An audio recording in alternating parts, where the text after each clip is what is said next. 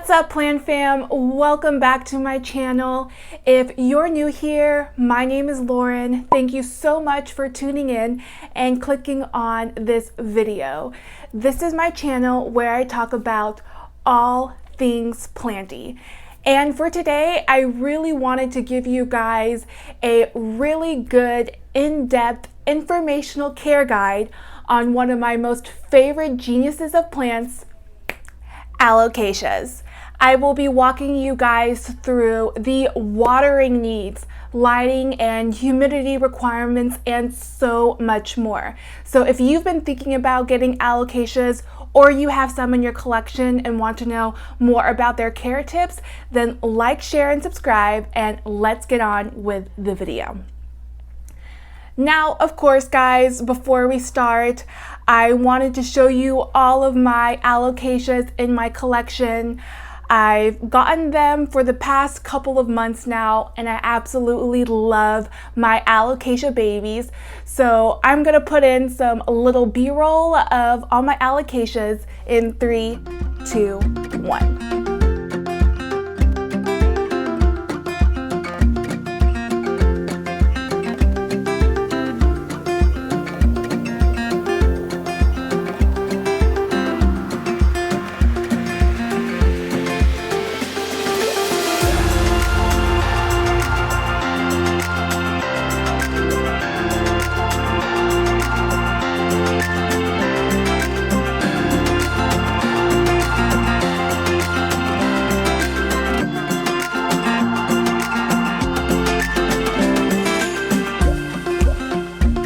I hope you enjoyed that B-roll. Now on to the video. So before I start, guys, I really wanted you guys to know that this is a comprehensive care guide over all Alocasias. I find in my collection, and I have about 7 Alocasias, that their care tips are generally the same. So this is not specific to one Alocasia type. Now, I will have a time-stamped schedule right here of the different categories that I will be talking about. Feel free to jump ahead if there is a specific section that you are wanting more information on, but this is the order that I will be talking about today. Now, if you aren't familiar, there are on average 80 known species of Alocasias around the world. These plants are a part of the Araceae family and are native to the subtropical areas of South and Southeast Asia. We commonly know and love them by their nickname, elephant ears, right? And with Alocasias, they are characterized by their heart-shaped or arrowhead-shaped leaves and characterized by their rhizomous tuberous stems. Now, to give you an example of what I mean, I'm going to show you guys my Alocasia regal shield. Now, when you get new growth in an Alocasia, it is grown in the previous stem's tubers. So if you can see here, this is the oldest leaf of this plant. Yes, it is the lowest, so that's one telltale sign, but look at the sheathing. This stem was growing this leaf, and then this leaf was growing this stem right here, and you can tell by the sheathing and how it was grown in the plant. So the next leaf that is going to come out of this Alocasia will be from this leaf, this stem right here, if that makes sense. Now that we got into it, our first topic for today is going to be about watering. When it comes to Alocasias, I see that the biggest discussion topic and the biggest thing that Alocasia owners struggle with is watering, which I completely understand.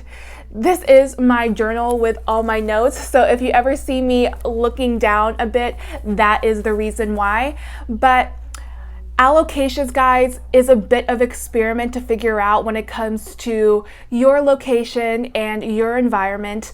They can be a little bit high maintenance, but I promise you, once you nail down the watering care of this plant, it's super simple. So let's talk about the watering.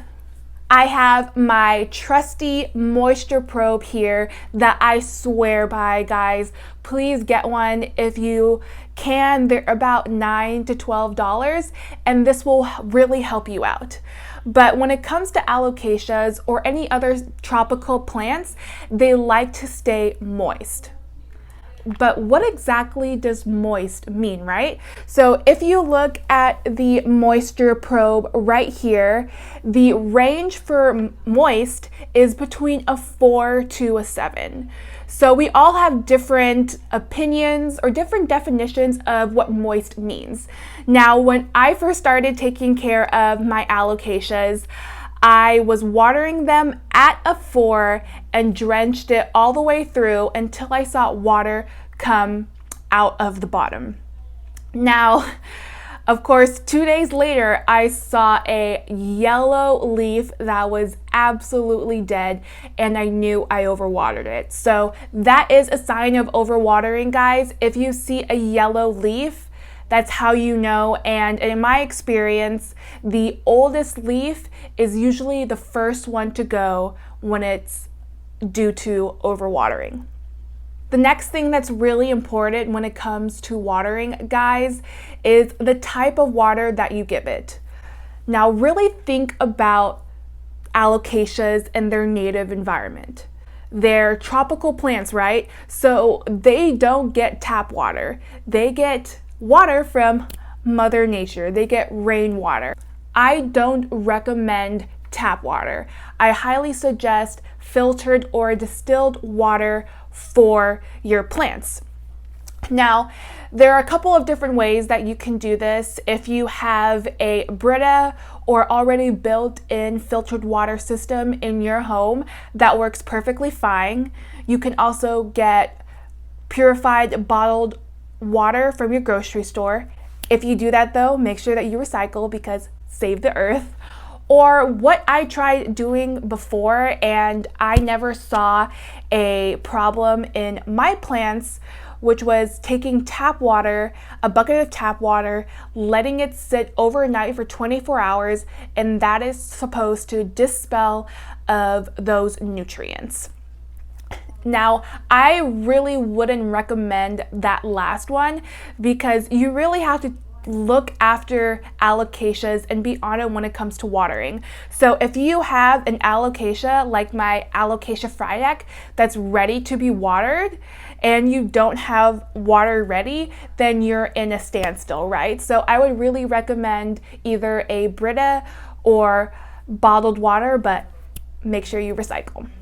Now that I talked about what you shouldn't do and the type of water that you need, you might be asking, okay, Lauren, so how do you water an alocasia? And that's perfectly simple, guys. So I water all of my alocasias at a 3. I will take my moisture probe and take an average reading on all sides of my plant, and if it's a 3, it's ready to be watered.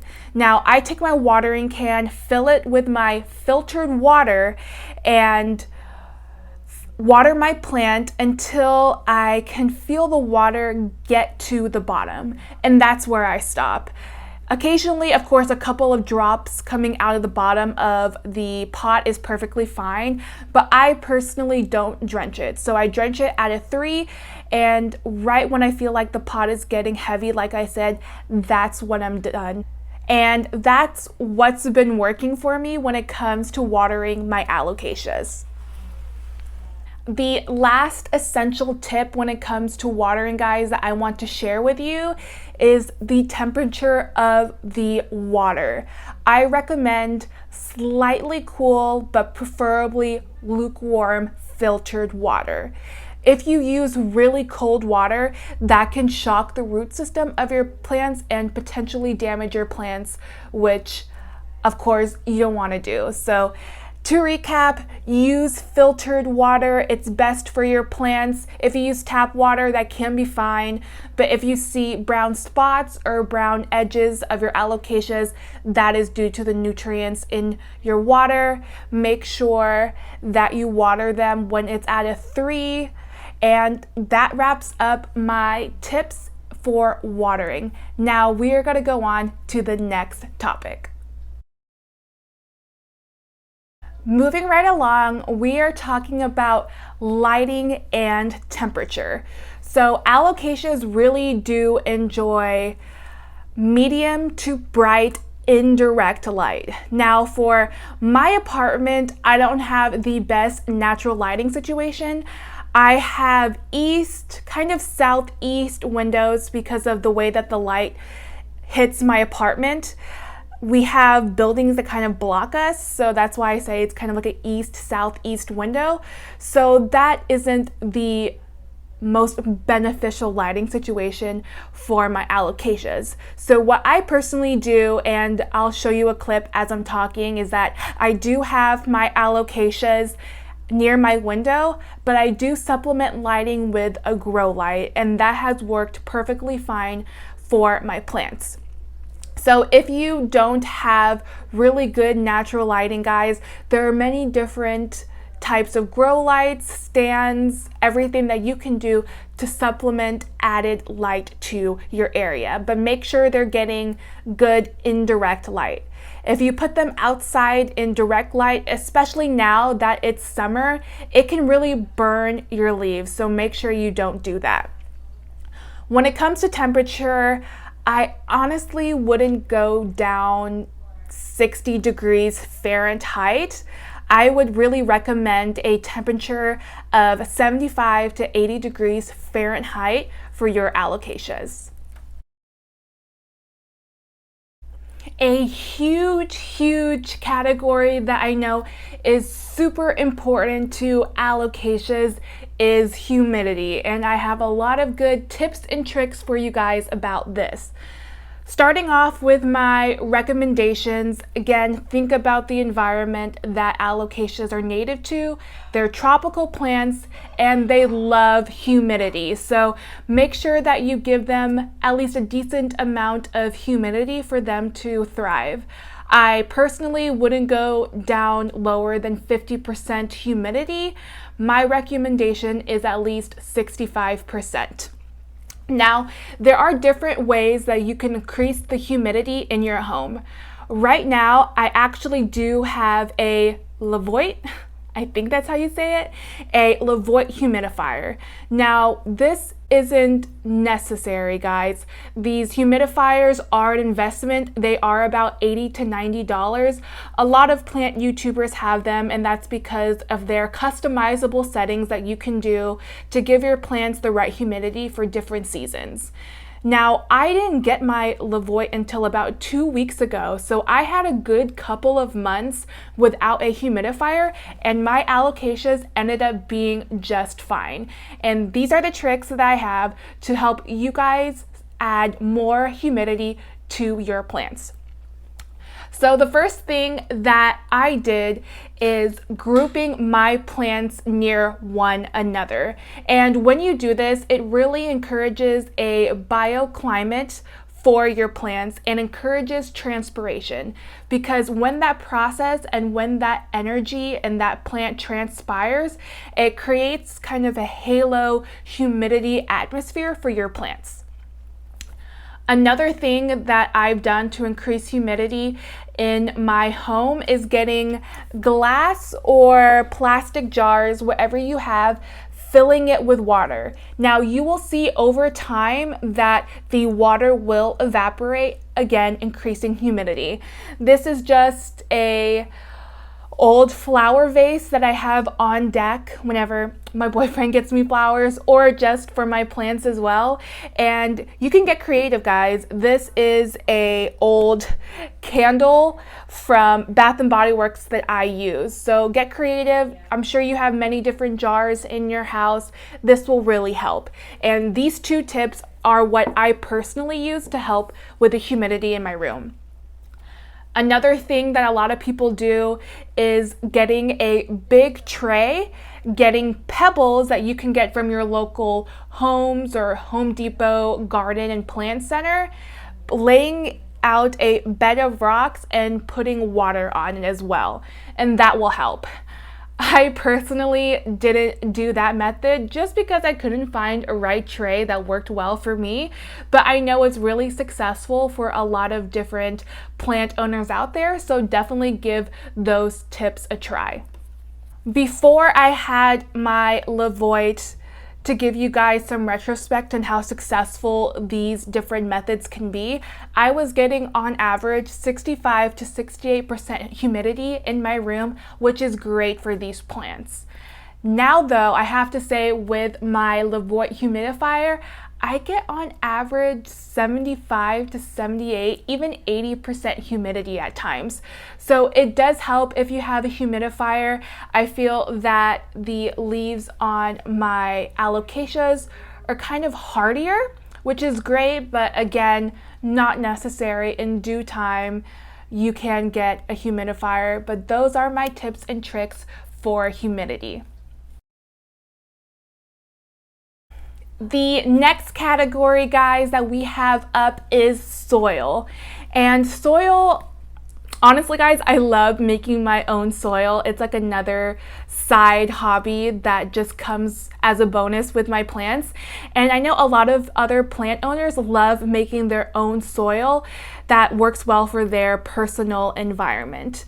Now, you will see a lot of different recommendations when it comes to plant soil and plant ratios, but at the end of the day, make sure that your alocasias have well draining soil.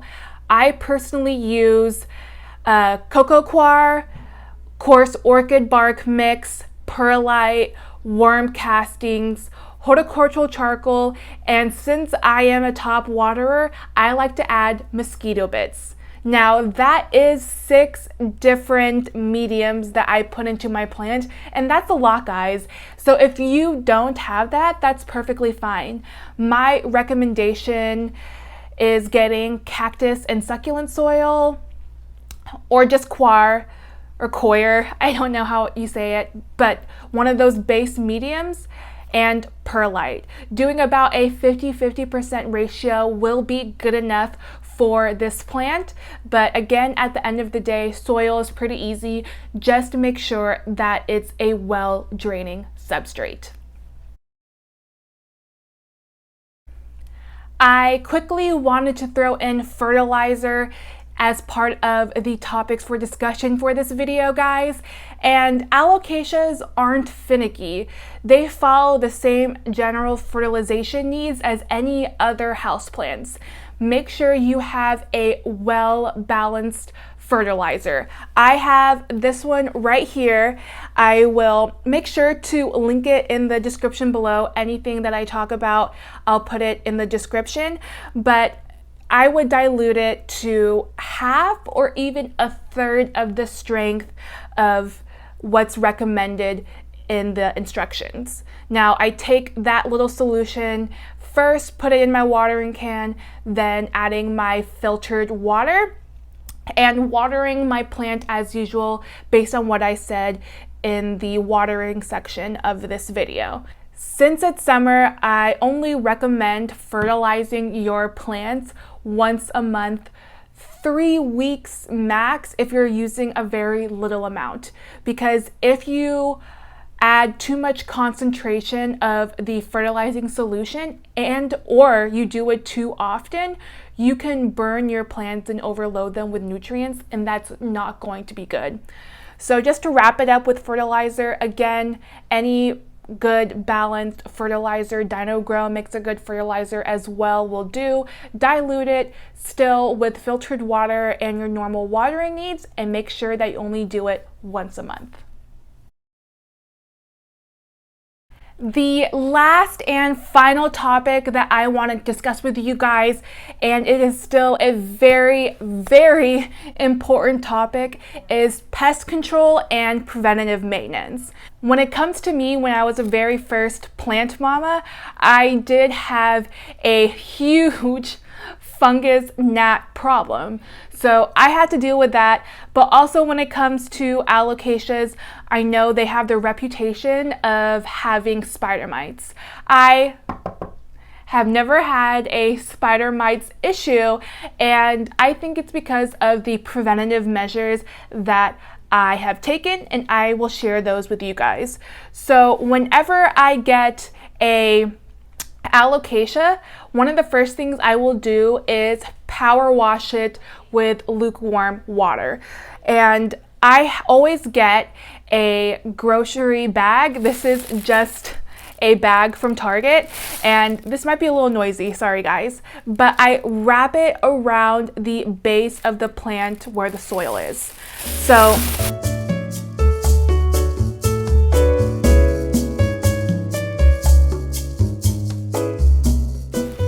I will kind of wrap it up like this and just put it around the perimeters of the plants, just like that.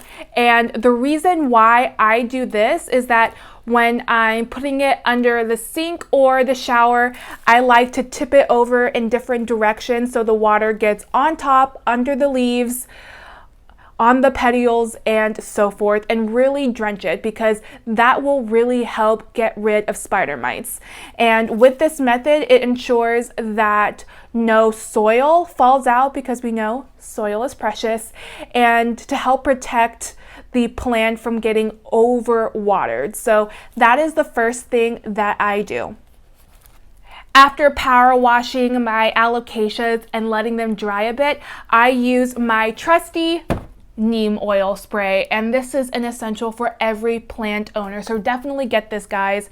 I got it off Amazon, and this is already a pre-made neem oil spray, as you can see.